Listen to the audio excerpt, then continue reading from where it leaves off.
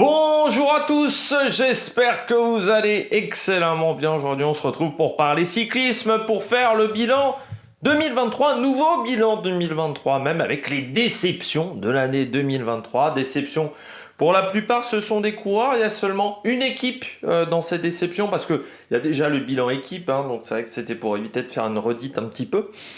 Donc on va parler des coureurs qui m'ont déçu sur la saison. Donc on va revenir sur les 10 coureurs qui m'ont déçu. Bien entendu, il y aura également des mentions déshonorables. N'hésitez pas à vous abonner à la chaîne, à réagir dans les commentaires, à mettre un pouce bleu, à partager la vidéo sur les réseaux sociaux, notamment auprès de vos proches, si vous pensez que ça peut les intéresser. Dans les commentaires, n'hésitez pas à me dire qui vous a plu, qui vous a déçu. EPS 2.0, c'est sur les plateformes de podcast, Amazon, Deezer, Spotify, Google, TikTok. Le débrief des compétitions en direct sur TikTok, parce que là j'ai redit encore TikTok, il n'y a pas le podcast sur TikTok, on va y arriver. Et puis si vous avez les moyens et que vous voulez soutenir mon travail, vous pouvez faire un super fan, vous pouvez également mettre un pouce bleu si vous n'avez pas les moyens, et vous pouvez également ajouter la petite cloche, comme ça vous êtes au courant des dernières vidéos qui sortent sur la chaîne. Les déceptions, bah oui, comme chaque année, il y a des coureurs qui s'en sortent pas des masses sur l'année. On a des attentes parfois très élevées avec certains coureurs, et puis on se dit à la fin d'année, c'était pas ça. Et puis il y a des coureurs, il n'y avait pas forcément d'attente, et puis on s'aperçoit quand même que par rapport aux années précédentes, c'était un petit peu plus difficile. Donc on va revenir sur tout ça, n'hésitez pas tout de suite. N'hésitez pas dans les commentaires à me donner peut-être votre top 10, tiens, en passant. Je vais réussir à faire une phrase en français, c'est compliqué, il est 17h.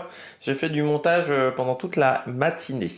Bon, on commence tout de suite avec le 10e de ce classement.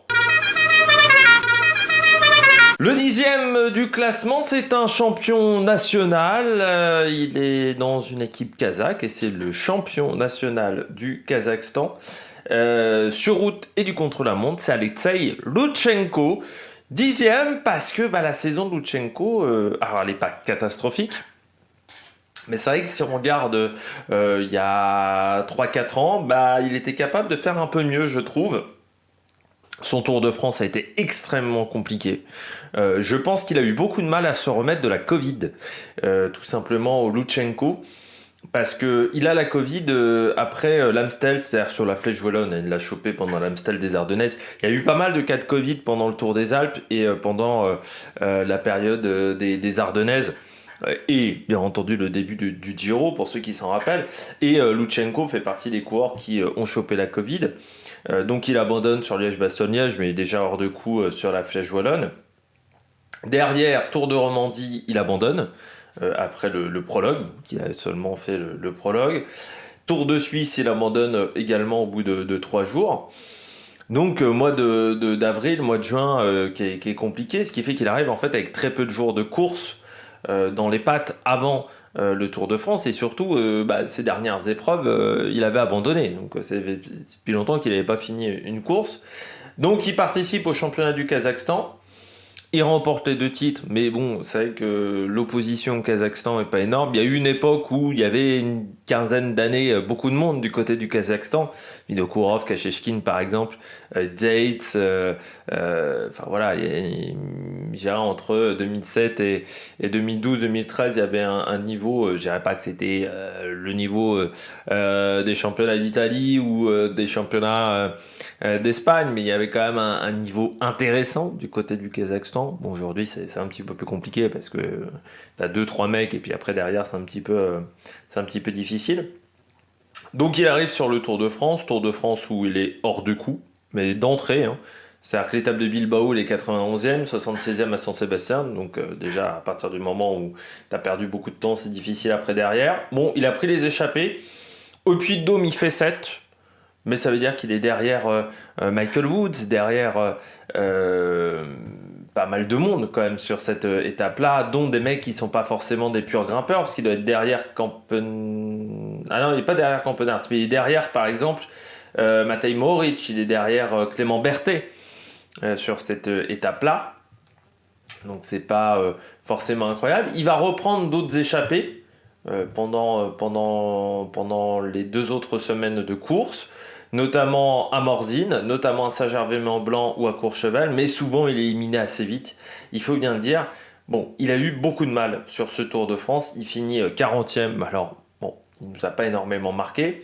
Derrière, il remporte le circuit de Getso. Donc là, on se dit, oh, bah, il va peut-être finir très bien la saison.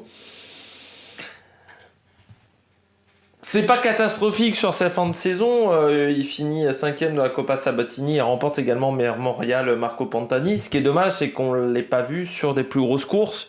C'est-à-dire qu'on ne l'a pas vu sur le Tour de Lombardie. Moi, je me dis, ça aurait peut-être été pas mal quand même chez Hassan de le mettre sur le Tour de Lombardie. Bon, il participe aux Jeux asiatiques et remporte le contre-la-montre. Il fait 2 de la course sur route. Derrière, Tour du Turquie, il gagne. Ce qui lui sauve un peu sa saison, c'est quand même ses courses asiatiques. Il a participé à énormément de courses du calendrier asiatique. Ça lui sauve un peu son année. C'est dommage parce qu'il avait fait un bon Tour de Sicile. Il gagne vraiment en faisant une démonstration le dernier jour. 5e de l'Amstel, c'était très très bien, surtout dans des conditions qui étaient très difficiles. Après, le reste de la saison, c'est quand même pas fou de la part de Lutsenko. Surtout un coureur qui, au tout début de sa carrière, était très bon puncher, mais qui avait du mal à concrétiser des gros résultats, mais qui était présent quand même dans les courses. Souvent, il n'attaquait pas au bon moment. Il avait tendance à avoir une intelligence de course assez moyenne et à attaquer beaucoup trop tôt. Ensuite, à partir de 2019-2020, bon, il commence à aller sur les grands tours et à avoir quand même des résultats sur les grands tours. Je rappelle, c'est quand même un mec qui a fait, je crois, 7e, me rappeler, du Tour de France. Voilà. Du côté de... Donc ça, c'était vraiment bien. Il a eu pas mal de résultats. 2021-2022, il fait 7 et 8. Surtout qu'en 2022, déjà, sa saison est pas exceptionnelle. Là, par contre, ça a été dur. Ça a été dur, je trouve, l'année 2023. Malgré le fait qu'il fasse qu'un grand tour, je trouve qu'il passe quand même vraiment à côté de son Tour de France.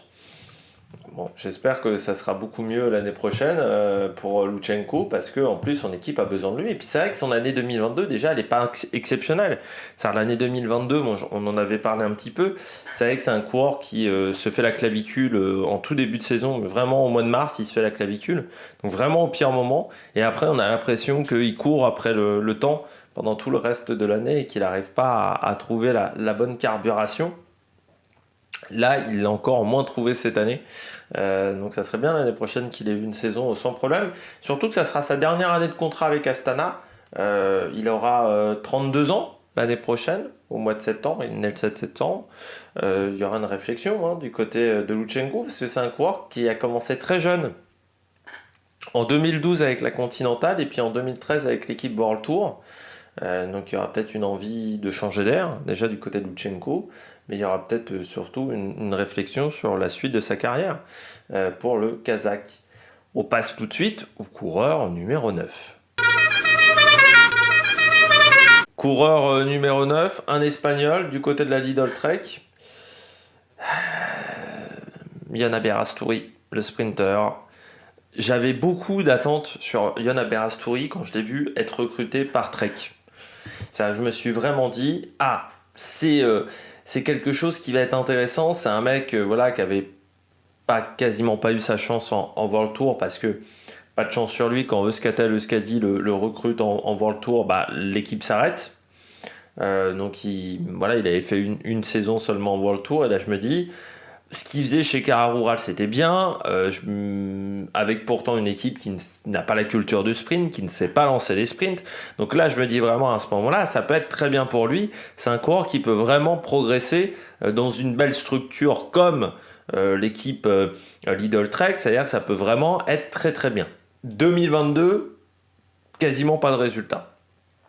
Je me dis, bon, ok, c'est peut-être l'apprentissage du monde du World Tour qui a peut-être été un petit peu difficile pour lui. Il court assez peu en 2022, parce que, cette année, il a 58 jours de course, mais en 2022, je crois qu'il avait 51, il avait assez peu couru. Il n'avait pas couru en plus sur des grosses épreuves.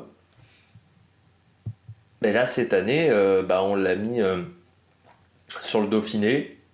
11e comme meilleur résultat sur le Dauphiné. On ne peut pas dire qu'il y avait une énorme opposition du côté du sprint sur le Dauphiné. Tour du Pays Basque, 3e place sur la première étape. Ensuite, derrière, c'est compliqué. L'UAE Tour, il passe à travers. Même le Tour de San Juan, c'est compliqué. Alors que là encore, c'est une course où, en termes de position, alors oui, avec pas mal de sprinters, mais on est en mois de janvier, donc tout le monde n'est pas encore au top de sa forme. Ouais, l'année a été compliquée pour Aberasturi et surtout pas de résultats en fait. Et moi, je m'attendais vraiment à ce qu'il se relance. C'est pour ça que c'est une déception pour moi, parce que quand tu vois ce qu'il arrivait à faire chez Cara Rural, alors qu'il avait encore une fois pas de train, c'était quand même un coureur qui devait un peu se débrouiller seul. Quand tu vois aujourd'hui les résultats, tu te dis, c'est dommage quand même. C'est vraiment dommage pour Aberasturi. J'ai l'impression qu'il a pas saisi sa chance. Alors peut-être que cette chance est arrivée trop tardivement euh, pour Aberasturi, parce que c'est vrai que voilà, ça arrivait à 33 ans et qu'il a 34 désormais, bientôt 35. Donc peut-être que physiquement, il a plus les jambes de ses 20 ans, mais je trouve ça un peu dommageable. Parce que on sent que c'est un coureur qui a peut-être raté des opportunités. C'est pas un mauvais sprinter, Aberasturi, mais j'ai l'impression qu'il a tout le temps raté les opportunités et surtout sur les grosses courses, quand il y avait une grosse opposition, il a toujours eu du mal. C'est quand même un coureur qui a 15 victoires dans sa carrière, mais quand on regarde les 15 victoires dans sa carrière, 3 étapes du Tour de Corée, 2 étapes du Tour de Kinkaleik, une étape de Burgos, une étape du Tour de Slovénie, une étape du Tour de Henan, une étape d'Aragon, une étape des boucles de la Mayenne, une étape du Tour de Hongrie, une étape du Tour du Japon, une étape du Tour de Thaïlande. Son plus gros résultat, c'est le circuit Getxo, du côté du Pays Basque, en 2019, où il s'impose devant Aramburu et Lorenzo Manzin. Mais quand tu vois, c'est d'autres sprinteurs qui n'ont peut-être pas fait des grandes carrières. Donc ouais, un petit peu déçu en fait par la saison d'Aberasturi. Je m'attendais en fait à vraiment un peu mieux, quoi, un sursaut d'orgueil, et il n'y en a pas eu. Donc il retourne en Pro Series l'année prochaine avec Euskaltel, contrat de 2 ans. On espère que Euskaltel fera la Vuelta pour lui, mais il revient même à sa première équipe, parce que je rappelle que il était chez Orbea. Orbea, c'était la réserve. Il était chez Orbea en 2010. Orbea, c'était la réserve de Euskaltel. Il était avec qui, même, dans cette équipe? Aberasturi. Yoni Aguirre, tiens, et Landa, qui était dans cette équipe la même année. Pas des branquignoles. Et de la même génération que Landa et Izaguirre, au final. C'était une équipe qui avait fait des pas mauvais résultats cette année-là, notamment Landa, qui avait fait des places d'honneur, Yannis Aguirre aussi. La réserve d'Euskaltel, où il y avait eu Romain Sicard l'année d'avant, qui avait été champion du monde junior, et qui avait remporté le Tour de l'Avenir également. Romain Sicard, qui avait fait une énorme saison à l'époque, et l'année où il y avait Romain Sicard, il n'y avait pas. Il y avait Jonathan Castroviejo. Tiens, ils ont été équipiers. Ça, je ne savais pas. Dans la carrière des deux, de manière assez surprenante, parce qu'après les autres coureurs, je ne les connais pas. Et une équipe donc, qui s'est arrêtée en 2014. L'équipe Euskaltel, Euskadi, enfin cette réserve qui s'était arrêtée. À l'époque, il y avait Carlos Barbero, notamment Aberasturi, Michael Aristi également. C'était des coureurs intéressants, mais pas forcément des super coureurs. Mais c'est vrai que Yon Aberasturi, pour moi, c'est un talent qui a pas. Voilà, il lui a manqué des trucs, quoi. C'est vrai que c'est un petit peu dommageable parce que c'est un bon coureur. Mais pour moi, il a raté le coche, vraiment. Et c'est dommage quand tu as une opportunité comme celle-là, aussi tardivement dans ta carrière, je pense qu'il faut la saisir. Je pense qu'il n'a pas réussi à la saisir. Ce qui m'attriste parce que j'avais beaucoup d'attentes, encore une fois, sur ce courant, en me disant « Ah, il arrive enfin en World Tour, ça peut être pas mal. » Sauf que ça a fait un petit peu pchit, tout simplement. On passe au coureur numéro 8. Coureur numéro 8, il est australien, il est dans l'équipe Bahreïn Victorious. Il a encore un contrat jusqu'en 2025. Jack Haig. Ça a été dur, Jack Haig, en 2023. L'année 2022 était déjà pas dingue. parce que il était tombé. Hein, il avait été absent pendant quelques temps. Hein, il était tombé sur le Tour de France. Il était tombé également sur la Flèche Brabançonne, donc il a une saison avec seulement 30 jours de course, 31 jours de course, donc c'est très peu. Il n'avait pas repris après sa chute. Donc je me dis, 2023, année du retour de Jack Haig, voilà, il va un peu accélérer le rythme. Allez, il va être de retour, surtout qu'il sait que ça serait bien quand même en termes de résultats. À ce moment-là, je me disais, il va y avoir Gino Meder en concurrence, il va y avoir Caruso. Je voyais pas trop Bilbao encore en concurrence. Je me dis, il y a ces deux mecs-là face à lui, donc à un moment, il faut obtenir des résultats, parce que sinon, ça peut vraiment être un problème dans la hiérarchie de l'équipe, dans ton statut pour l'équipe. Bon, il commence 11e sur le Tour d'Andalousie, parce qu'il est déjà un petit peu timide. 9e sur Paris, 10e sur Paris-Nice, mais on a eu quand même une belle édition de Paris-Nice. Abandon sur le Tour de Catalogne. Tour des Alpes, il fait 3. Derrière Gauguenart et derrière Hugh Carty. Sur une course qui a quand même été assez particulière cette année, le Tour des Alpes, parce que on avait eu les 2 derniers jours, il s'est pas passé grand-chose, donc c'était un parcours qui était assez surprenant. Dans la manière dont ils avaient conçu le parcours cette année. Il finit quand même devant Fortunato, devant Kemna, devant Sivakov, par exemple, devant Félix Gall. Donc voilà, à ce moment-là, la forme n'était pas catastrophique pour Jack Haig. Derrière, Tour d'Italie. Bon, il traverse le Tour d'Italie, alors on le voit pas de tout le Tour d'Italie. Mais vraiment, on le voit souvent lâché, mais alors pas du tout dans le coup.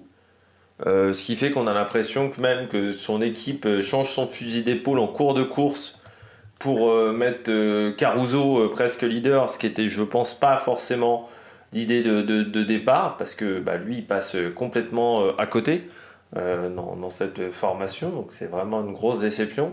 Heureusement, l'équipe gagne le classement par équipe. Il aide un petit peu pour ce classement par équipe. Derrière, on le voit sur le Dauphiné. Là, je me dis sur le Dauphiné, bon, il va... Sur le prochain Tour de France, il ne va pas aller chercher les top leaders, mais entre 7 et 10, c'est faisable. Parce que sur le Dauphiné, il fait un Dauphiné intéressant. Hein. Sur le dernier week-end de course, il fait 7, 6, 8. Donc c'est plutôt bien pour Jack Haig. Je me dis, surtout qu'il ressort du Giro, je me dis, derrière, ça peut être intéressant. Bon, derrière le Tour de l'Avenir, c'était un échec. Enfin, le Tour de France, pardon, c'est un échec. Et il a arrêté sa saison encore très tôt, en septembre, sur un abandon du côté de Montréal. Jack Haig, c'était quand même un coureur où on avait envie Enfin, c'est un coureur qui était intéressant sur les grands tours. On se dit, c'est un mec qui arrive un peu à maturité un petit peu tard. Il prend la 3e place sur la Vuelta en 2021. On se dit, c'est intéressant. Sauf que, en fait, à part cette 3e place sur la Vuelta, derrière, il n'y a pas grand-chose sur les grands tours. C'est-à-dire que son 2e meilleur résultat, c'est 19e du Giro 2023. Donc je pense, en fait, et de la Vuelta 2018. Donc je pense que je me suis peut-être un peu emballé sur ce coureur, mais c'est vrai que pour moi, c'est une déception, Jack Haig, parce que je pense qu'il a les qualités physiques pour faire mieux que ça. Aujourd'hui, il n'a même pas eu d'impact en tant qu'équipier. C'est-à-dire, il fait Tour d'Italie, Tour de France. En tant qu'équipier, il n'a pas d'impact sur la performance de son leader. Il n'a pas eu d'impact sur Caruso. Il n'a pas eu d'impact sur Bilbao. Aujourd'hui, en 2024, pour moi, c'est plus un leader, Jack Haig, chez Bahreïn. Il y a Bilbao. Tu as peut-être encore Caruso. Du côté de cette formation, c'est là où ça commence à devenir un petit peu compliqué, parce que pour 2024, je me dis, la Bahreïn Victorious, ils ont mieux que lui actuellement dans cette formation en montagne. Ils ont Buitrago aussi, qui progresse très vite, qui a vraiment progressé. Ils ont Bilbao. Ils ont même Wout Poels, qui pour moi est presque au-dessus. Là, Jack Haig, c'est vrai que ça a été, je trouve, pas un bon... C'est pas une belle année pour lui. Et puis, il a quand même 30 ans, désormais. Il n'y a pas eu de grands résultats depuis 2 ans. C'est-à-dire qu'il y a 2 saisons galères. L'année dernière, en 2022, c'était saison blanche. 2023, c'est pas beaucoup mieux en termes de résultats. Je me dis, pour 2024-2027, quel va être son statut dans l'équipe ? ça va peut-être être compliqué parce que je suis pas sûr que du côté de Bahreïn, on croit encore en lui. Et puis, il y a quand même un Torsten Traen, par exemple, qui a été recruté pour 2024. Donc même en tant qu'équipier, ça va pas être si facile que ça parce qu'en montagne, on s'est un peu renforcé. Parce que on sait aussi que Phil Bauhaus, du côté du sprint, il y aura peut-être des objectifs importants l'année prochaine. Moi, je me dis, comment tu te places par rapport à ces coureurs-là? Est-ce que ça va être facile pour toi? Quelle va être vraiment ta situation du côté de Bahrain Victorious? Moi, j'ai du mal à voir un grand avenir pour Jack Haig. Et le problème, c'est qu'un contrat jusqu'en 2025, ça veut dire que ça t'envoie quand même loin en termes d'âge. À 32-33 ans, tu vas pas devenir leader dans une équipe comme Tudor, par exemple, en deuxième division. Donc, soit il arrive à se réveiller, à avoir un grand résultat, un top 10 l'année prochaine, soit ça risque d'être compliqué pour Jack Haig, et ça serait dommage parce que c'est un bon coureur. Alors dans le gabarit un peu Kreuziger, c'est-à-dire long, filiforme, Romain Bardet aussi, c'est-à-dire qu'il est 1,90, 67 kg, c'est peut-être aussi ça le problème. C'est vrai que pendant des années, au début des années 2010, fin des années 2000, début des années 2010, il y avait eu une tendance à avoir des coureurs de plus en plus grands, de plus en plus maigres, mais de plus en plus grands. On avait eu notamment, pour ceux qui se souviennent, Andy Schleck. Andy Schleck, c'était un long... il était grand, il devait faire un 88, un truc comme ça, Andy Schleck, en étant très maigre. Et il y a plein de coureurs qui sont arrivés derrière, notamment Kreuziger, qui est un petit peu dans la même idée à ce moment-là de sa carrière. Il y avait eu Romain Bardet était sur ce profil-là. On prenait souvent des gabarits presque de plus en plus grands en se disant comme ils sont grands, ils vont peut-être avoir moins de déficit en contre-la-montre. Parce qu'à l'époque, il y avait encore pas mal de contre-la-montre. Parce qu'ils ont un grand bras de levier. Et Tom Dumoulin était aussi sur ce format-là. Sauf qu'on s'aperçoit que les coureurs qui sont très grands ont du mal à avoir de la puissance. Parce que forcément, tu peux pas être gros, tu peux pas être lourd. Par rapport à Remco Evenepoel qui peut être trapu, on va dire physiquement, parce que petit gabarit. Donc 1m75, 65 kg pour Remco Evenepoel, il génère de la puissance parce que trapu un petit peu quoi. Un mec comme Jack Haig, 1,90, 67 kg, c'est une crevette. Et une crevette, ça n'a pas beaucoup de puissance, une crevette. Et c'est peut-être le problème de ces gabarits-là, parce qu'on s'aperçoit que c'est des gabarits qui ont beaucoup de mal à développer de la puissance. Surtout, ils sont toujours limites en termes de poids. C'est quand même des coureurs qui doivent vraiment faire attention à leur poids parce que un grimpeur qui fait 70, 72 kilos, c'est très compliqué. Même Bradley Wiggins faisait 60, il devait faire 70, 72 à son top. Bradley Wiggins, quand il gagne le Tour de France, et on voit que c'est un poids qui est difficile à tenir dans le temps. Je pense aussi que le fait d'avoir, ils sont presque en permanence en régime, ces coureurs-là. En régime, ils sont toujours avec des poids très légers. Au bout d'un moment, je pense que c'est compliqué. C'est compliqué à tenir mentalement, ce type de régime alimentaire. Ils sont toujours à la limite et à des maigreurs assez importantes. Et ouais, je pense que sur un gabarit maintenant d'1m90, je suis pas sûr qu'on t'envoie, qu'on te mette grimpeur maintenant. C'est-à-dire sur des grands, on s'aperçoit, que les jeunes coureurs sont pas forcément si grands que ça. Il n'y a plus ces gabarits-là d'1m90, 92 qu'on pouvait avoir. On est peut-être sur des gabarits un petit peu plus petits. Alors, tout le monde ne fait pas la taille de Remco Evenepoel. On a des gabarits à 1,82, 1,83, mais je dirais qu'on évite quand même d'aller sur des très très grands gabarits. Maintenant, au-delà d'un 88, d'un 89, je pense que tu ne vas plus devenir grimpeur, ou il faut que tu développes, tu sois grimpeur, mais avec d'autres qualités, avec des qualités de puissance. Et on voit un Bruno Ramirail par exemple, il est plus lourd. C'est compliqué pour un mec comme Jack Haig, quoi, en termes de gabarit. Et je pense que c'est ça qui fait peut-être aussi que le niveau de performance a été difficile pour lui en cette année 2023. On passe tout de suite au numéro 7. Autre coureur de la Bahreïn Victorious dans ce classement, il est britannique et c'est Fred White. Pour moi, c'était la révélation de l'année dernière et c'est un coureur qui n'a pas confirmé en 2023. Alors oui, il est champion de Grande-Bretagne, mais je trouve que le bilan est assez mince pour Fred White. Parce que par rapport à son année 2022, on l'a vu énormément de fois en échappée. Bon, là, il avait fait vraiment des très très belles choses. 2023 a été plus difficile pour Fred White. Il a assez peu couru, lui aussi, hein, seulement, j'ai envie de dire que 56 jours de course, ce qui est assez rare pour un mec qui a fait autant de classiques en début de saison. 8e du Tour des Flandres, mais il fait partie de la fameuse échappée qui part, le groupe qui part à mi-course, qui se fait rattraper par les meilleurs. Sinon, il n'a jamais été vraiment dans le coup sur les autres classiques belges.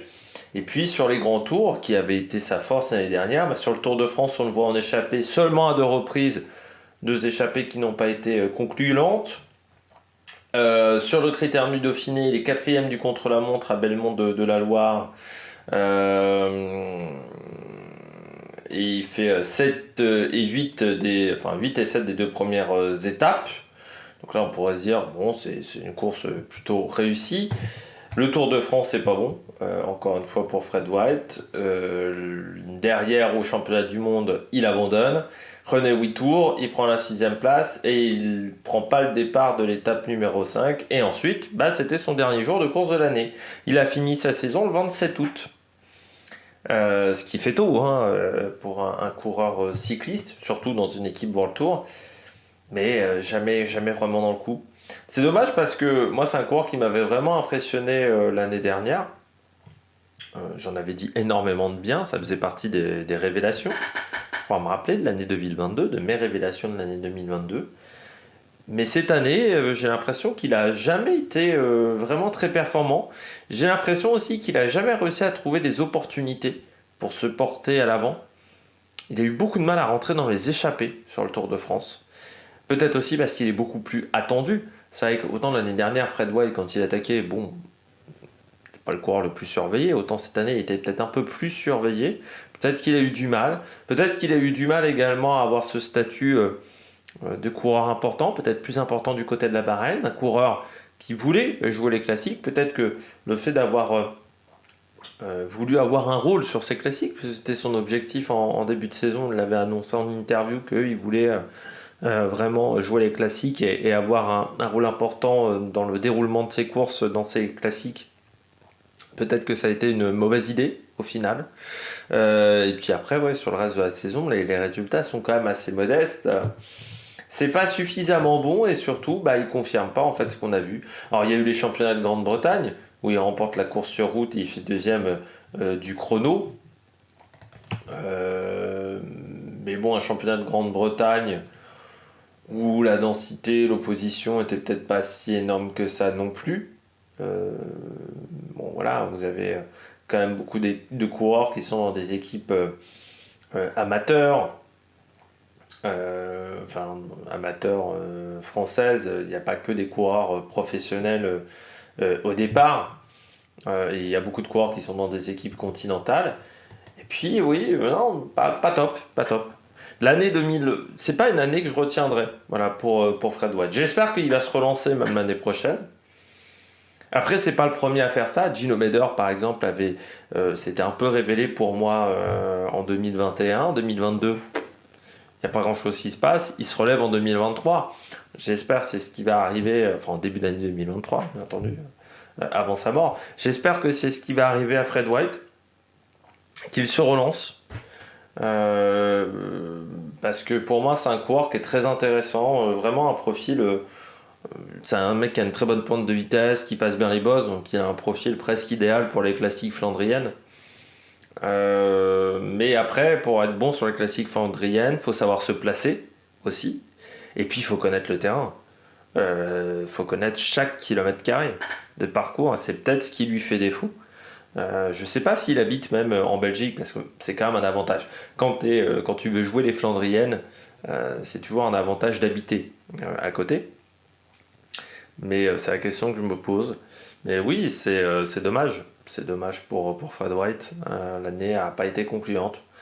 J'espère que, encore une fois, 2024 sera beaucoup mieux pour le coureur britannique. On passe tout de suite au coureur qui est classé 6e dans ce classement. Le 6e de ce classement, là aussi, un coureur qui n'a pas vraiment confirmé ses résultats de l'année précédente, c'est Binyam Girmay. Pour moi, Fred White, c'est une grosse déception personnelle. Là aussi, pour moi, c'est une grosse déception personnelle vu ce que j'avais vu de Girmay. Je me disais, bon, tu vois, c'est un coureur qu'on va voir dans les années à venir parce que moi, je l'avais vu au championnat du monde en 2022. Derrière, en 2021, pardon, au championnat du monde. Derrière, en 2022, il fait vraiment une très très belle saison, notamment en Gand, Wevelgem, notamment sa victoire d'étape sur le Giro. Mais voilà, il avait fait une très très bonne saison. Là, 2023, une victoire sur le Tour de Suisse en milieu de saison. En fait, je crois que le vrai souci, c'est que Guillermet, ça a été un petit peu comme Intermarché. Ça a démarré fort, comme l'équipe Intermarché, c'est-à-dire mois de janvier très prolifique, notamment sur les courses de Palma de Majorque qui fait 3 et 2. Et au trophée au Palma, je crois m'a rappelé qu'il lance son sprint, je crois beaucoup trop tôt. Vainqueur de la première étape du Tour de Communauté de Valence. Ensuite, il abandonne cette course-là. On le revoit qu'en mars. Et je dirais que mars a été le Tirreno Adriatico, ça a été le champ du cygne. Sa 3e et 4e place sur Tirreno, parce qu'après, derrière, c'est dur. Hein. Les classiques flandriennes, il les traverse bon, comme l'homme invisible, en sachant qu'il était, je crois, blessé. Mais voilà, il traverse ces courses-là en n'étant pas du tout en bonne condition physique.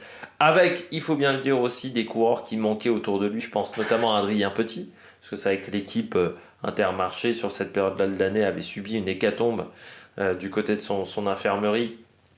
Et Adrien Petit avait été un élément hyper important dans sa victoire à Gand, parce que c'était à chaque fois Adrien Petit qui le replaçait. Il avait fait énormément d'efforts pour le replacer dans le secteur pavé. Et je pense que c'est un homme qui a manqué. Milan-San Remo aussi, 28e. On ne le voit pas de Milan-San Remo. On ne le voit pas du tout de la course. Derrière, je me dis, il gagne sur le Tour de Suisse en juin. On le revoit en juin. Il fait 4e de la Bruxelles Cycling Classic. Ça, je n'avais pas suivi cette course. Mais bien, il gagne le Tour de Suisse. Alors là, je me dis, victoire sur le Tour de Suisse, c'est bien. C'est très bien. Pour lui, ça va peut-être relancer l'équipe déjà. Et puis, ça va peut-être relancer tout le monde. Sur le Tour de France, bon, il prend la 3e place à Bordeaux, qui est quand même un sprint qui est particulier. Le sprint de Bordeaux, parce qu'il y a un vrai temps d'arrêt, genre à 500 mètres de l'arrivée, où il y a vraiment une coupure dans le sprint. C'est un sprint qui se fait presque... Enfin, voilà, où tu vois les mecs de l'arrière revenir et un peu catapulter par rapport à tous les top sprinters qui se regardent un petit peu entre eux. Donc il fait 3 parce qu'il fait pareil que Cavendish, il revient de l'arrière et il arrive à se propulser, mais il n'arrive pas à tenir la route Cavendish, par exemple. Encore moins la route de Philipsen qui s'impose. Alors je rappelle que Cavendish, ce jour-là, a un problème technique. Il fait 6e sur les Champs-Élysées, mais il n'y avait plus tant de sprinters que ça. Dans un sprint où là aussi, on voit que Jordi Meeus a saisi l'opportunité, donc il y avait peut-être quelque chose à faire. C'est sur l'étape de Bourg-en-Bresse où son équipe roule dans le final mais se plante. Il y a un mauvais calcul qui est fait de la part d'Intermarché ce jour-là. Et puis en fin de saison, 7e du Grand Prix de Wallonie, 7e de Paris-Chauny, 8e de la Famenne Ardennes Classique. Bon, sur des courses où normalement il aurait dû aller chercher un top résultat. C'est-à-dire que sur Paris-Chauny, il fait 7, derrière Sarro, Coquard, Maclay, Penouet, Tesson, Philipsen. Alors je veux bien derrière Philipsen, mais derrière deux coureurs, ça me semble quand même pas top. En fait, il n'a jamais réussi à se relancer. Voilà. Tout simplement, pardon. C'est un coureur qui a eu beaucoup de mal à se relancer. Là, je vois le Dauphiné Ardennes Classique. Là aussi, il est derrière Van Gestel, derrière Van Asbroek, derrière Marie, derrière Laporte, Sénéchal, Caden-Groves, Arnaud Delis. Mais il y avait de la place pour être un peu plus haut du côté de ce classement. Et puis, sur le Grand Prix de Wallonie, c'est 7e derrière Bonamour, Christian, Van Der Poel, De Bust, Dylan Tuns et Serrano. Donc là aussi, il y a peut-être possibilité sur le sprint d'être au niveau de Van Der Poel. Donc c'est pour moi une déception cette année, Binyam Girmay. Et puis bon, il fait 14e de Paris Tour. il abandonne, il abandonne sur la Bretagne classique, sur la classique à Saint-Sébastien. Classique à Saint-Sébastien, mais sur la Bretagne classique également abandon. Je trouve que l'année a été très dure pour Guilherme. Moi, j'aurais aimé j'aurais aimé qu'il soit plus présent parce qu'on sait que c'est un coureur qui a un énorme potentiel depuis des années. C'est pas une surprise, hein. On connaît ce coureur depuis des années et là, je trouve que ça a été dur. Ça s'est vraiment pas goupillé comme il le souhaitait, je pense. Mais ça a manqué vraiment de top résultats pour Guilherme. Je trouve ça un peu dommageable.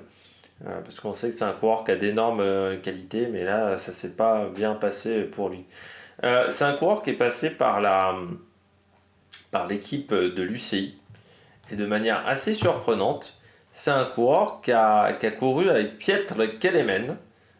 Pour ceux qui le connaissent, il est chez Tudor. Qui a couru également avec Mouloubram dans cette formation. Enoch Mouloubram, qu'on a vu chez Bardiani, qui a changé de formation. Également avec Debesay, qui était, je crois, dans la réserve Groupama.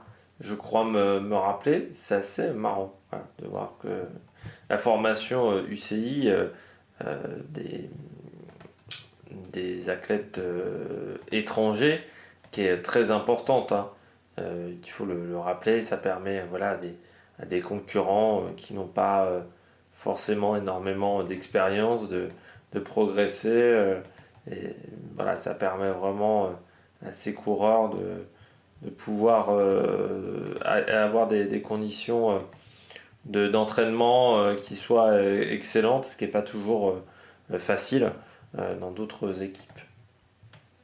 C'est pas toujours facile dans certains pays, par exemple, de pouvoir se mettre au cyclisme et surtout de pouvoir progresser. Donc c'est une structure qui permet de faire progresser ces sportifs en les menant en Europe, qui est quand même encore une fois le terreau du cyclisme mondial. On passe tout de suite au coureur numéro 5. Coureur numéro 5, il est australien, encore. C'est vrai qu'il y a pas mal d'Australiens dans ce classement. Je suis en train de m'en apercevoir en faisant la vidéo, en faisant l'enregistrement. Avec un coureur de chez UAE, mais qui a tendance à tomber énormément, c'est Jay Vine. Et c'est là où on voit la différence entre le virtuel et la réalité. Et on voit aussi la différence entre un coureur qui n'avait pas énormément de pression chez Alpecin, avec un coureur où on a des attentes beaucoup plus élevées chez UAE. Chez Alpecin, on lui laissait les coups des franches et il pouvait courir un petit peu comme il voulait. On ne lui mettait pas beaucoup de pression pour le classement général des courses. Il était assez tranquille. C'est-à-dire souvent il jouait les échappées, parce que souvent il n'était plus dans le coup pour le général, donc il jouait le baroudeur. Là, cette année, on lui en a demandé plus à Jay Vine. On lui a demandé déjà un travail d'équipier, on lui a demandé aussi un travail de leader sur certaines épreuves. Alors ça débute bien, son début de saison il est excellent à Jay Vine, parce qu'il s'impose sur le titre de champion d'Australie du contre-la-montre, donc ça c'est très très bien. Il remporte ensuite derrière le Down Under à domicile. Jusque-là, tout se goupille bien. Derrière, UAE Tour, il abandonne, il ne prend pas le départ de l'étape 3 après l'étape de Khalifa. Derrière, il ne court pas pendant 3 mois de l'UAE Tour au Tour d'Italie. Il fait un Tour d'Italie qui a quand même été très compliqué. 34e. Ses deux seuls top 10, c'est sur les chronos. Le chrono numéro 1 et le chrono numéro 20. Enfin, de l'étape numéro 20. Donc sinon, ça a été quand même très compliqué, je trouve. Et même sur les chronos, on aurait pu s'attendre à un petit peu mieux d'un champion d'Australie de la discipline. Derrière, Tour de Suisse, j'ai eu du mal à comprendre même l'enchaînement. Peut-être qu'on avait envie qu'il aille sur le Tour de France. Bon, il abandonne du côté de Le Carbad, mais sans du tout être dans le coup. Il est 148e à Notteville, 51e à Villars-sur-Olion et 12e du contre-la-montre de 12 km 700. Championnat du monde du contre-la-montre, il finit 28e, pas du tout dans le coup. Derrière, il fait 8e du Tour de Burgos, sauf que sur le Tour d'Espagne, il abandonne encore une fois sur des chutes. Bon, Trovale-Varesine, Giro dell'Emilia, il a un rôle d'équipier. Il remporte l'étape numéro 7 du Tour de Turquie pour remporter également le classement de la montagne, mais en finissant très loin en général. Le gros problème de Jevan, sa technique sur le vélo. C'est-à-dire que là, on a vu vraiment cette année les lacunes. C'est un coureur qui tombe beaucoup trop, ce qui fait que ça provoque des abandons et ça le retarde énormément dans ses courses. C'est un coureur qui ne sait pas se placer correctement dans un peloton. C'est un coureur qui a en fait beaucoup de lacunes. Ça me fait penser à certains coureurs dans les années 2000, 2010, certains coureurs français au tout début des années 2010, fin des années 2000. Je pense notamment à Jérémy Roy, des coureurs qui avaient fait des études et qui parfois avaient du mal avec certains aspects basiques, on pourrait dire, du cyclisme quand ils revenaient au cyclisme amateur et ensuite ils arrivaient sur la route chez les pros. C'était parfois compliqué sur la gestion de l'effort, sur la gestion de la nutrition. Et c'est là où tu vois que entre le virtuel et la réalité, c'est une énorme différence. Jevan, il est très bon sur le chrono parce que c'est un effort qu'il connaît bien, qu'il maîtrise. Il connaît ses intensités, il connaît tout, forcément. C'est le principe de Swift. Swift, c'est le principe, c'est du contre-la-montre dans l'idée. Tu es seul face à tes adversaires virtuels, mais chez toi, tu es tout seul. Donc dans le chrono, ça lui pose pas de problème. On voit quand même que, je pense que sur le chrono, peut-être que sur la position aéro, ils peuvent être encore meilleurs. Il y a peut-être du travail à faire là-dessus, mais pour être meilleur en position aéro, faut être meilleur techniquement. Et on voit que dans un peloton, c'est quand même très très compliqué. On sent qu'il n'est pas à l'aise dans un peloton. C'est la différence entre la réalité et le virtuel. Le virtuel, tu es tout seul chez toi, dans ton petit garage, à faire ta petite séance. Là, il faut que tu t'adaptes à ce que font les autres, à ce qui se passe. Il faut que tu sois toujours hyper attentif. Un peloton, c'est très nerveux. Même quand on dit que le peloton est calme, ça reste un endroit où il fait pas bon mettre les pieds quand tu n'es pas à l'aise. Et je crois que le gros problème de Jevan, et ce qui fait que cette année on a vu des soucis, c'est qu'il y a des lacunes techniques. Il va falloir vraiment qu'il progresse techniquement sur le vélo s'il veut progresser en termes de résultats. C'est un coureur qui a encore de la chance et qu'il a 28 ans. Donc il est encore dans une phase de progrès, parce qu'en plus c'est un mec qui est arrivé tard chez les professionnels. Mais il va falloir vraiment progresser dans ce domaine-là, parce que ça serait triste d'être juste un simple équipier. Alors que je pense que c'est un coureur qui est capable de faire plus, qui est capable de faire mieux sur des courses notamment d'une semaine. L'année prochaine, il doit enchaîner 2 grands tours. C'est prévu, Giro, Tour d'Espagne. Tour d'Espagne dont on parlera du parcours. Alors ça sera avant 2024. Donc ça sera dans les prochains jours, je pense. Peut-être le 25, peut-être le 26 décembre que je ferai cette vidéo-là sur le parcours du prochain Tour d'Espagne. Sauf savoir que là, j'enregistre des vidéos qui vont être mises en ligne un petit peu plus tard. Là, j'enregistre le 22 décembre. Faut savoir que donc 23, 24, je ne vais pas faire de vidéo. Je pense que je ne vais pas travailler énormément sur la chaîne. Par contre, 25, techniquement l'après-midi, je vais refaire des choses sur la chaîne, peut-être du montage, peut-être également de l'enregistrement de cette vidéo. Pour qu'il y ait du contenu, encore une fois, entre Noël et le jour de l'an. L'année dernière, il y avait eu peu de contenu dans cette période-là. Mais cette année, il y en a beaucoup plus. Et puis à partir de janvier 2024, on réattaque l'année par les fameuses présentations, par du lourd, avec toutes ces présentations qui vont être, ça va être du costaud, vous savez, quand même une cinquantaine au moins de présentations à faire, une petite cinquantaine, en très peu de jours. Alors je sais bien que c'est des vidéos avec très peu de montage, mais il y a des tags à mettre sur YouTube, il y a plein de choses à mettre, il y a à faire les miniatures, donc c'est beaucoup de travail. Donc je me prépare déjà mentalement à ça, à cet effort physique. Bon, on poursuit tout de suite avec le concurrent numéro 4.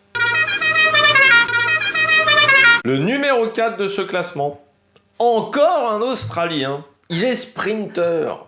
Il était à la Lotto Destiny, il revient à la maison cette année. C'est Caleb Ewan. Alors, certains vont me dire, c'est peut-être sévère de le mettre 4e, Caleb Ewan. Oui, mais en 2023, moi, ce que j'attendais de Caleb Ewan, c'est des victoires sur les grands tours. C'est ça que j'attendais de Caleb Ewan. C'est-à-dire que j'avais dit Caleb Ewan, 2022, ça a quand même été une année difficile. Il est passé à côté, mais j'avais dit, mon 2022, il n'avait pas un train de qualité, tout ça. Alors on lui a mis notamment Jacopo Guarnieri. Donc là j'ai dit, tu vois, on te met quand même l'ancien poisson pilote d'Arnaud Démarre, qui est toujours performant pour moi, c'est juste que, donc on te met quand même un train de meilleure qualité. Si ça travaille de manière un peu plus intelligente chez l'auto pour former un train pour un sprinter, ça peut le faire. Sauf qu'en fait, j'ai l'impression que déjà qu'il n'avait pas confiance en ses équipiers. Et en termes de résultats, sur les grands tours, alors il y a 2 et 3. Encore une fois, on attendait la victoire. Il est 3e à Bayonne, 2e à Nogaro. Alors à Nogaro, ça passe pas pour pas grand-chose face à Philipsen. Mais Philipsen, sur sa phase de sprint, est largement meilleur que lui. Il abandonne très vite le Tour de France. Et surtout, au bout de 4 jours de course, il est déjà plus dans le coup. C'est-à-dire que la 2e place à Nogaro, elle arrive lors de l'étape 4. Après, derrière, il est inexistant. Notamment le sprint de Moulins, où il n'est pas du tout dans le coup. Sur le Tour de Belgique, il prend une 7e place qui est pas top. Vainqueur du Van Merkstein Fanses Classic, qui est une semi-classique belge du mois de mai. Il fait 2e de la Ronde van Limbourg. Deuxième du Grand Prix Jean-Pierre Montserrat. 2e également à El Mirfa. Et 2e à Tanouda sur le Santos Tour de Lander. Et vainqueur du fameux Critérium, la Schwalbe classique, en tout début de saison. C'est trop maigre. C'est trop maigre pour un mec du statut de Caleb Ewan. Pour un mec qui a le salaire de Caleb Ewan, c'était beaucoup trop faible en termes de résultats. Et qu'en plus, quand tu apprends le comportement qu'il a eu sur le Tour de France, où encore une fois, il était déjà en train de préparer ses billets après 5-6 jours de course pour ses billets retour, tu te dis c'est pas du tout professionnel. C'est pas professionnel, c'est pas mature. J'appelle que c'est quand même un mec qui a 29 ans. Tu fais pas ça normalement à cet âge-là. Enfin, normalement, tu es un peu plus intelligent que ça. Et je me dis, c'est surtout un mec qui n'a pas la rage en lui, qui n'a pas la hargne. Parce que quand tu décides d'abandonner le Tour de France, je peux comprendre sur des années olympiques. Si tu as un objectif olympique derrière, c'est compliqué. Mais dans le cas de Caleb Ewan, il n'y avait pas d'objectif derrière. Donc c'est vraiment un mec qui n'avait juste pas envie d'être là, qui n'avait pas envie de se battre en montagne. Et je crois que quand tu n'as plus envie de te battre dans le cyclisme, ça devient très compliqué pour toi.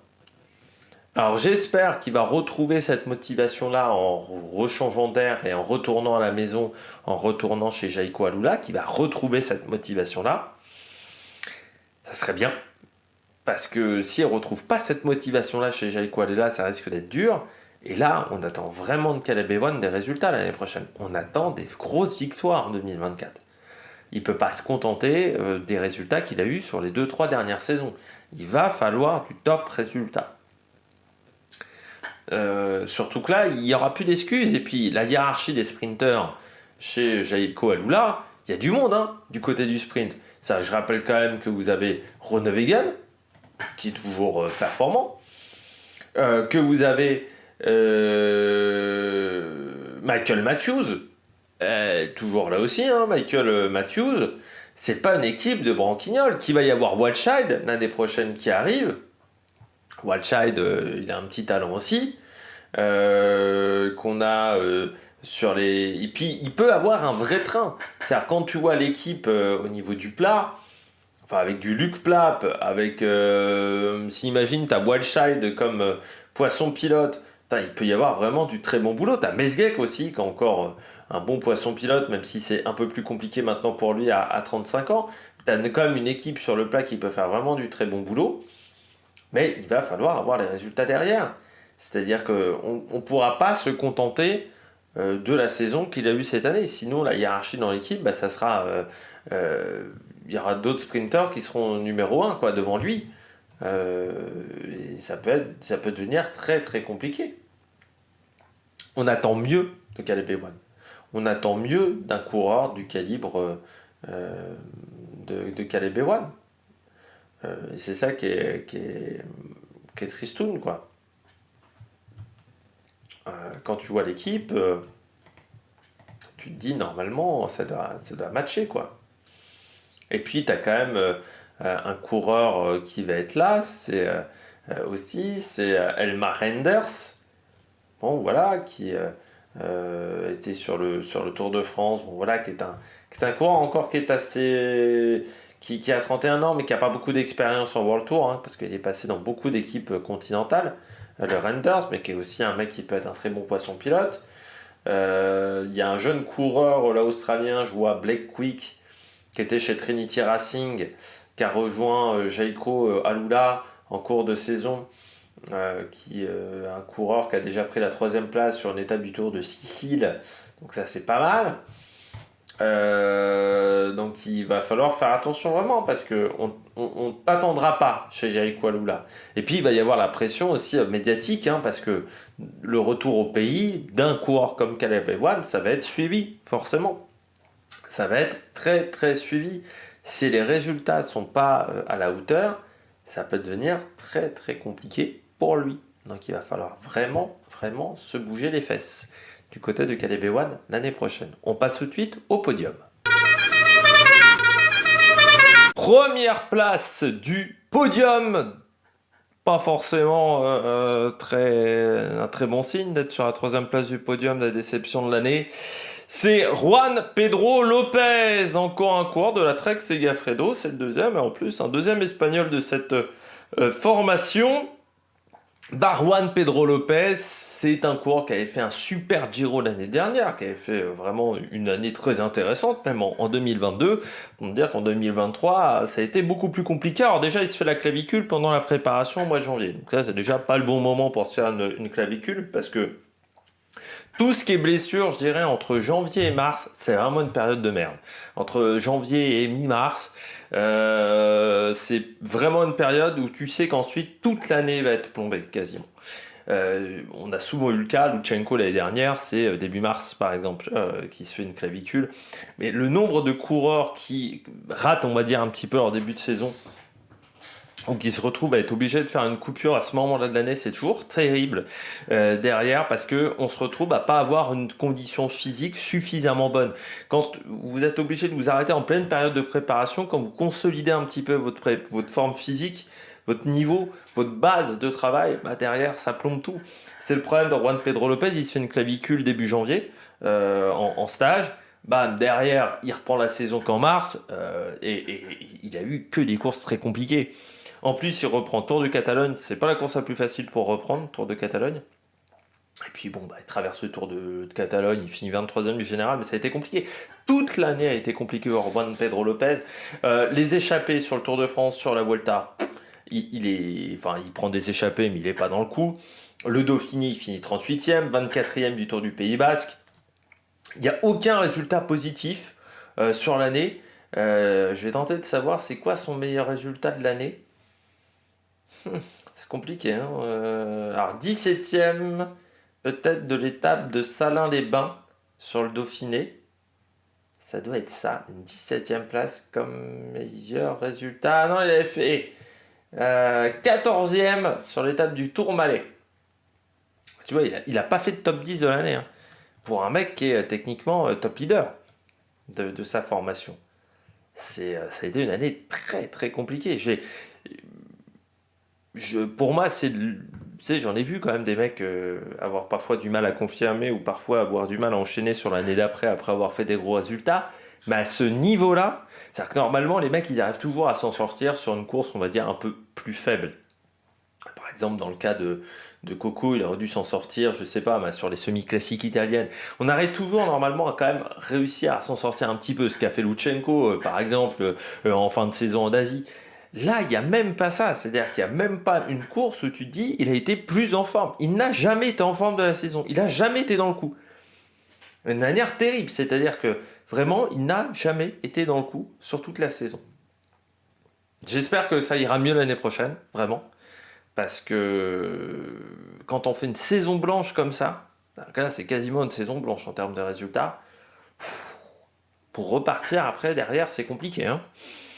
Donc j'espère que ça ira mieux, mais vraiment l'année pourrie de Juan Pedro Lopez, année catastrophique. Il n'y a pas un résultat positif vraiment de l'année. Il n'y a pas un moment où je me dis, tiens, ah oui, mais ça sauve une chou sa saison. Il n'y a rien qui a sauvé sa saison. Et repartir ensuite derrière, ça va être compliqué. Vraiment, ça va pas être facile pour Juan Pedro Lopez. Donc, 3e, Juan Pedro Lopez. On passe tout de suite à la 2e place du podium.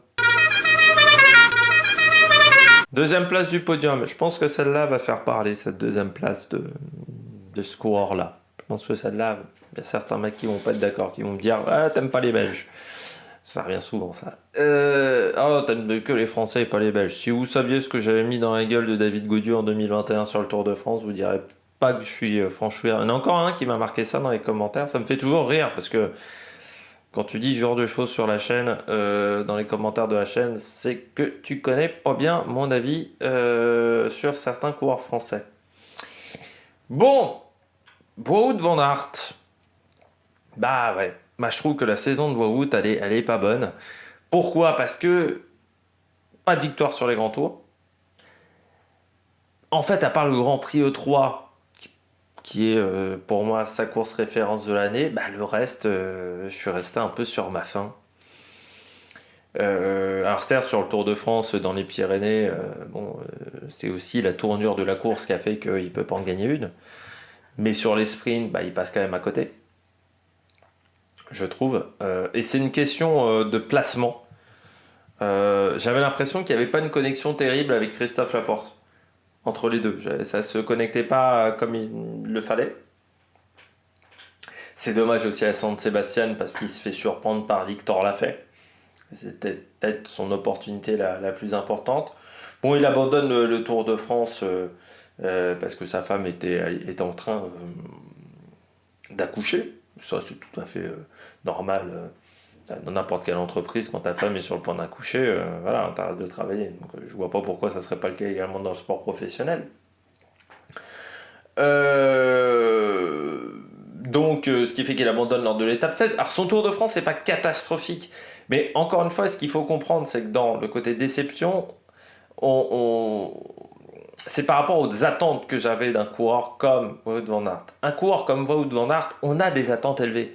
J'ai pas les mêmes attentes entre un Wout van Aert d'un Jack Haig, par exemple, qui est aussi dans ce classement, mais qui est un peu plus loin dans ce classement. Pourquoi? Parce que un Wout van Aert, ça fait partie des top coureurs. Donc c'est-à-dire qu'un Wout van Aert, on s'attend à ce qu'il gagne les grandes courses. Quand il ne gagne pas les grandes courses sur l'année, c'est un petit peu problématique. Et cette année, je trouve que Wout van Aert, sur les classiques, ça a été compliqué. Il y a en plus Van Der Poel qui fait une super saison. C'est ça qui est en plus difficile à encaisser, je pense, pour Van Aert, parce que, comme l'a dit en interview Van Der Poel, c'est plus facile d'être pote avec Remco Evenepoel que d'être pote avec Van Aert. Bah oui, parce que les deux sont adversaires. Et forcément, Van Aert, Paris-Roubaix, il l'a mauvaise, parce qu'il y a la crevaison au mauvais moment. Mais j'ai envie de dire que c'est compliqué quoi, pour Coco, parce que Milan-San Remo, il n'est pas dans le coup non plus. L'année a été dure. L'année a été, je trouve, très dure pour lui. Puis encore une fois, dans ce duel qu'il a face à Van Der Poel, cette année, à chaque fois qu'il s'est retrouvé face à Van Der Poel, il a perdu. Ça fait mal dans la tête aussi. Et puis, ouais, il passe... même le Tour de Suisse, c'est pas parfait. Tu vois, le Tour de Suisse, il gagne pas d'étape, par exemple, sur le Tour de Suisse. Il gagne pas non plus sur le Tour de France.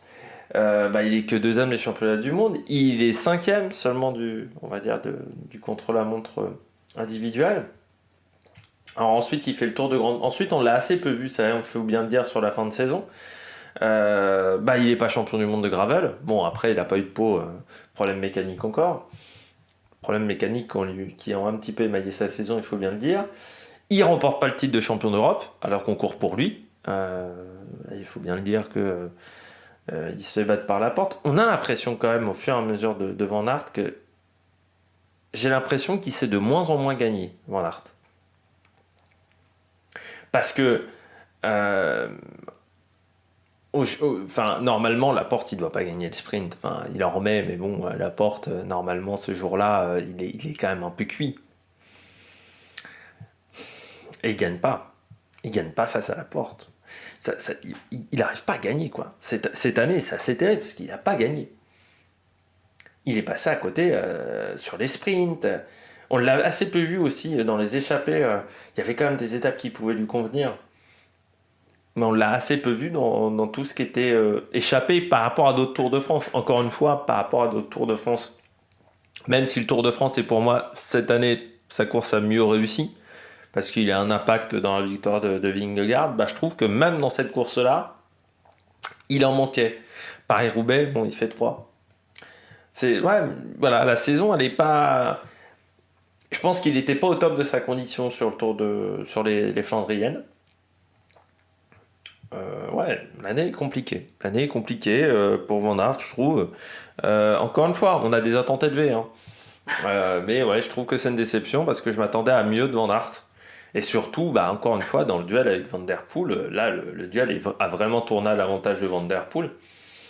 Ça va être difficile de rectifier le tir. Alors l'année prochaine, Giro Vuelta, peut-être aussi pour éviter Van Der Poel. Enfin, après, je ne sais pas quelle course va faire Van Der Poel l'année prochaine. Il va reprendre en février.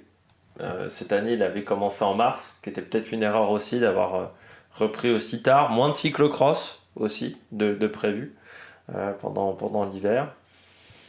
Puis bah ouais, j'espère que ça va repartir, quoi, parce que c'est vrai que l'année dernière, il avait commencé le 4 décembre des cyclocross. Cette année, hein, il a repris que le 9, tu vois, 5 jours d'écart, beaucoup moins de courses, parce que l'année dernière, il avait quand même fait pas mal de Coupes du Monde. Voilà, l'objectif c'est d'être un peu moins peut-être sur le cyclocross. Il y aura un objectif Jeux Olympiques, course sur route du côté de Van Aert, ça va pas être facile. Parce que, encore une fois, 4 par équipe et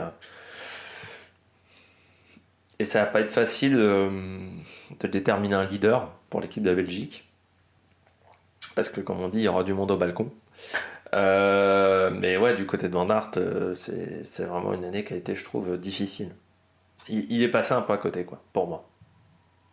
On passe tout de suite aux mentions déshonorables. Les mentions déshonorables, donc comme d'habitude, les gens qui ont fait une mauvaise saison mais qui n'étaient pas suffisamment mauvaises pour être dans le top 10. Et je commence avec Richard Carapaz. Année compliquée pour Richard Carapaz. Déjà, il a assez peu couru, il faut bien le dire. Il y a eu en plus des trous dans sa saison. Des gros soucis de conditions physiques pour Richard Carapaz. Mais contrairement à d'autres, bah, lui, on l'a revu en fin d'année. On l'a revu à peu près à un niveau intéressant en fin d'année. Donc, je trouve que sa deuxième partie de saison, à partir de septembre, c'est pas mal. Notamment deuxième du Mémorial Alfredo Martini. Il est septième de la Coppa Sabatini. Sur le Tour de Luxembourg, on le voit pas mal, même s'il n'y a pas les résultats. Deuxième des Trois Vallées Varésines, également dans le top 10 du Tour de Lombardie, du Giro d'Emilia. Moi, je le voyais parmi les bons outsiders sur le Tour de Lombardie. Non, je trouve que sa fin de saison est vraiment intéressante, mais c'est vrai que sur toute la première partie d'année, ça a été compliqué. Parce que pas au top de sa condition physique. C'est-à-dire que j'ai eu l'impression que le retour en Europe a été difficile à gérer. Il a fait une grosse préparation en Amérique du Sud. Et j'ai l'impression qu'il a eu du mal à l'encaisser une fois arrivé en Europe. C'est vrai que son Tour de Catalogne est très compliqué.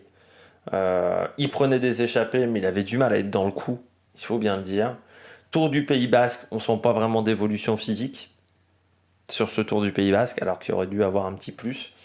Donc derrière, on ne le voit pas de tout le mois d'avril, tout fin avril, on ne le voit pas sur les classiques ardennaises par exemple.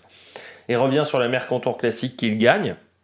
Donc là on se dit, ah, bah tiens, peut-être retrouver du 109, et peut-être retrouver des couleurs, Richard Carapaz.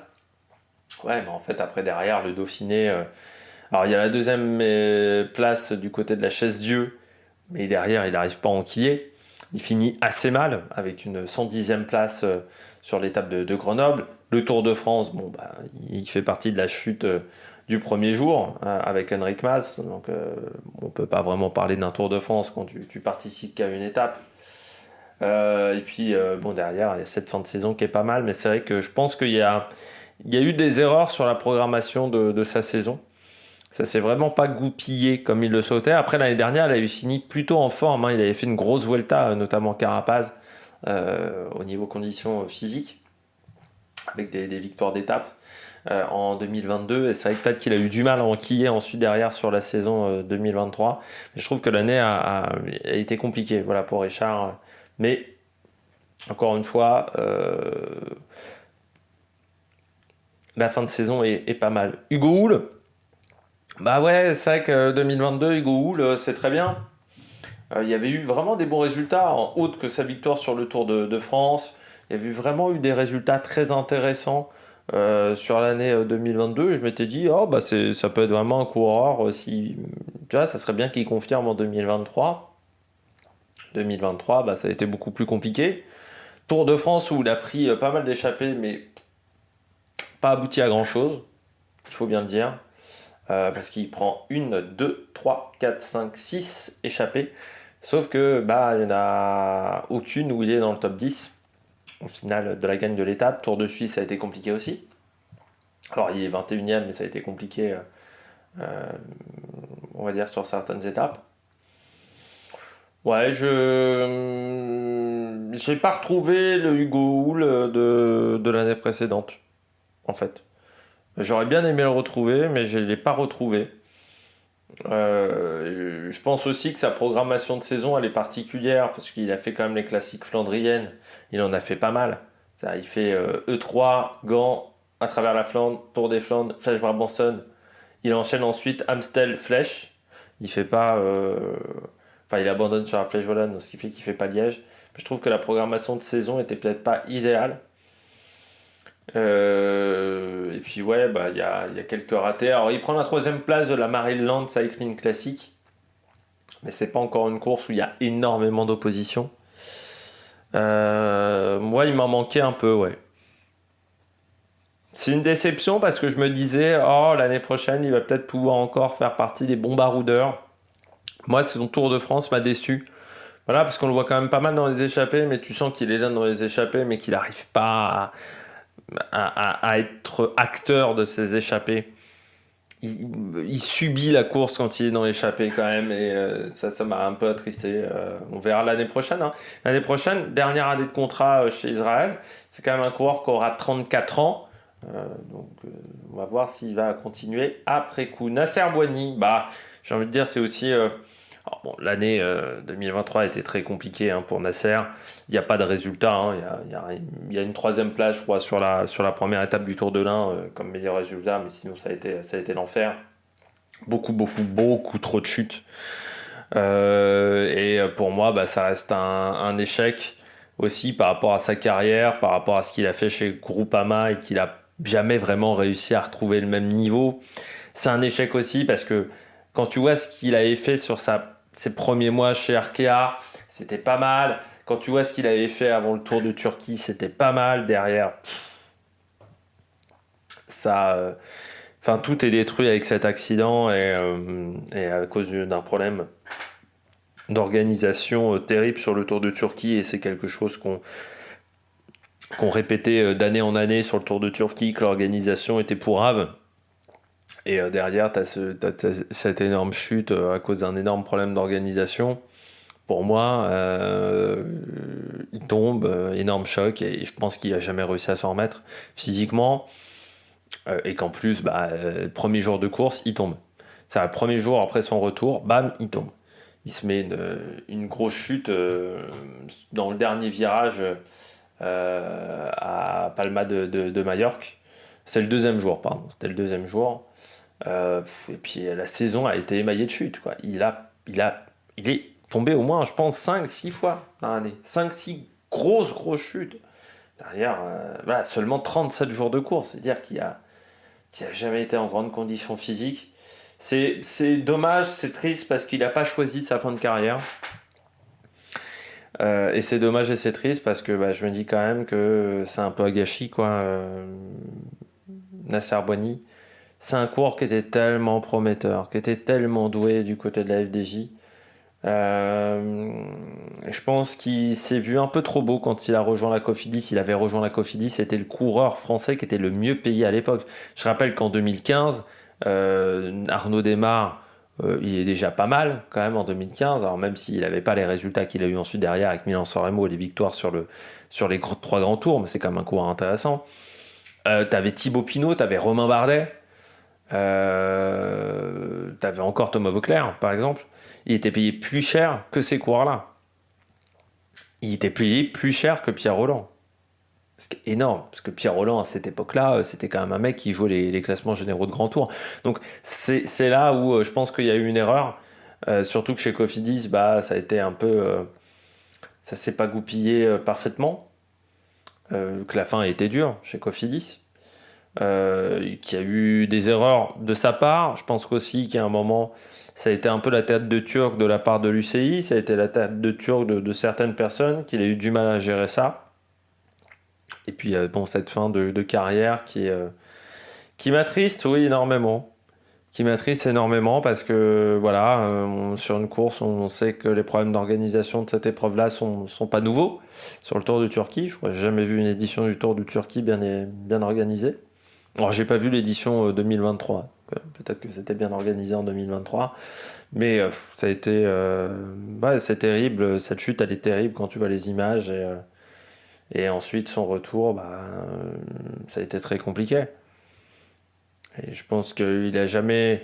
Il a jamais retrouvé la confiance suffisante pour faire des sprints. Et après, derrière, c'est compliqué pour un sprinter. Quand un sprinter a peur, ça devient très compliqué pour lui. Autre sprinter qui, lui, avait des prévus de faire sa dernière année sur route cette année. Enfin, dernière année sur route. Il va encore faire un petit peu de route l'année prochaine en continental. Peter Sagan. Pour moi, Peter Sagan, alors chez Total, ça a été un échec complet, mais pour moi, Peter Sagan, ça fait depuis 2021 qu'il a la retraite, quoi. Pour le dire franchement, on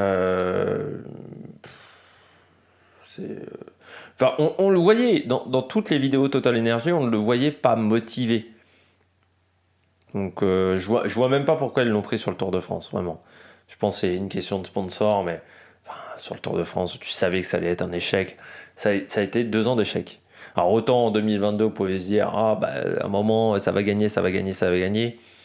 Mais en 2023, l'effet était plus du tout le même parce que il n'y a jamais eu la motivation. Quand on entend ces interviews, notamment sur Tirreno, tu sens qu'il a plus envie d'être là, qu'il a plus envie de faire de la route. Bon, après, il a pris un beau contrat, il a pris un gros chèque, je pense, avec Total Energy. Mais je trouve que ça finit aussi en autre boudin. S'il avait envie de faire du VTT, il aurait dû en faire un petit peu avant. S'il avait envie de faire du gravel, il aurait peut-être dû en faire un petit peu avant. Voilà, ces 2 dernières années, c'est une catastrophe au niveau carrière. On verra ce que ça donnera en VTT l'année prochaine. Je suis pas très rassuré parce que il n'a pas fait de VTT depuis longtemps et qu'il y a quand même des sacrés talents en ce moment en VTT et que s'il n'est pas plus motivé que ce qu'il avait l'air d'être sur la route, je pense que ça risque d'être un petit peu compliqué du côté du VTT. Je continue avec Tobias Foss. Compliqué, hein, un titre de champion du monde. Pas facile à porter, hein. Tobias Foss, on a rarement vu des années de champion du monde aussi compliquées. Normalement, quand tu es champion du monde du contre-la-montre, tu arrives toujours à gagner des contre-la-montre. Même Kirienka, ça avait été quand même un peu mieux.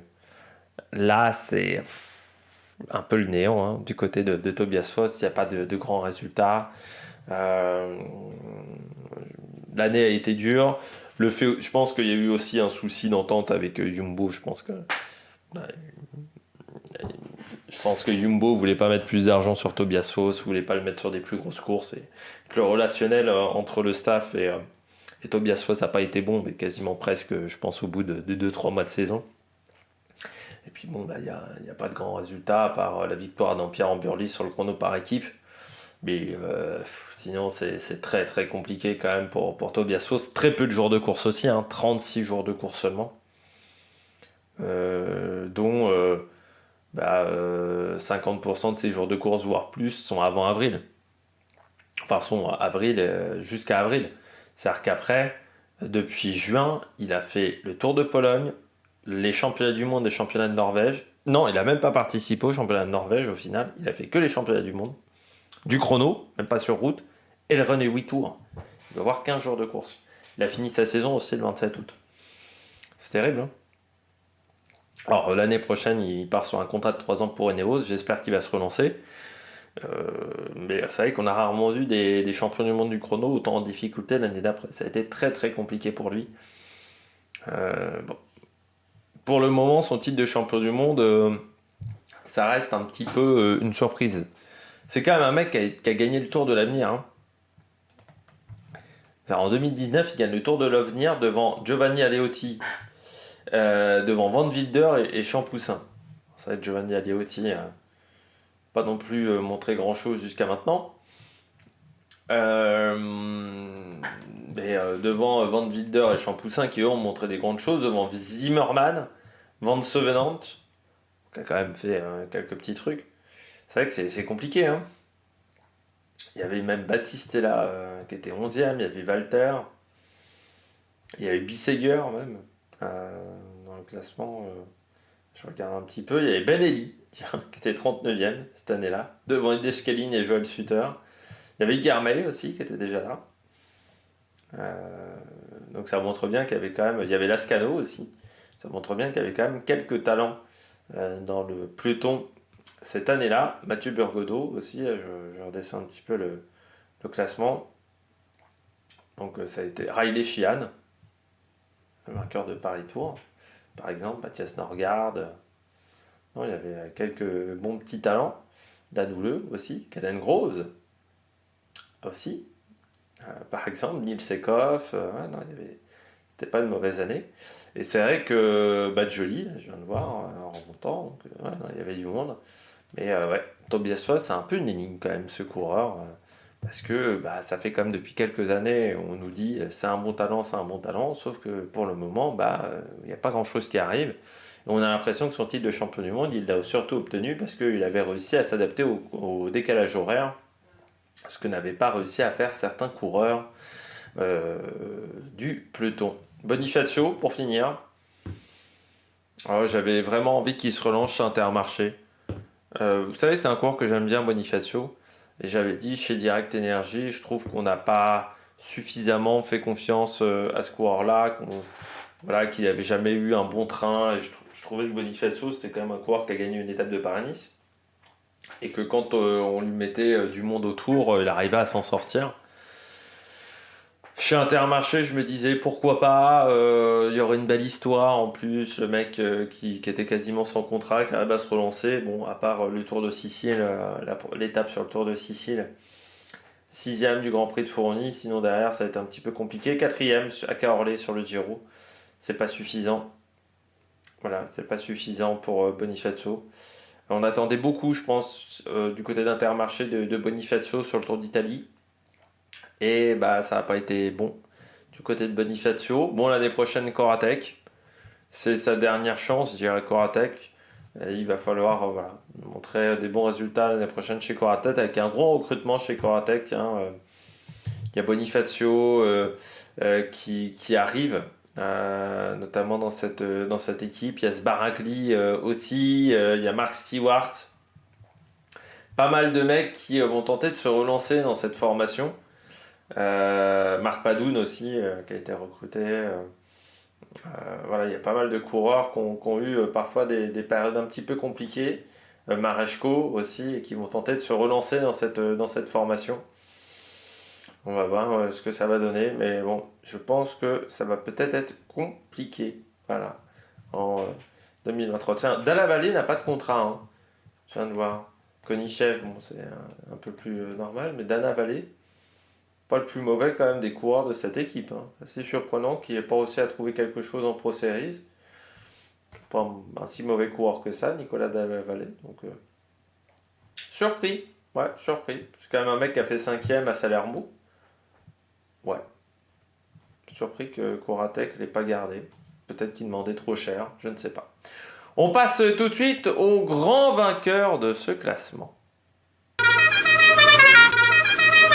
Le grand vainqueur n'est pas un coureur, c'est une formation cycliste, donc on en a un peu parlé du côté des top et flop, je risque peut-être un petit peu de redire certaines choses. C'est la Bora Hansgrohe. Je suis désolé, peut-être que pour certains, il y a d'autres choses qui ont été plus décevantes.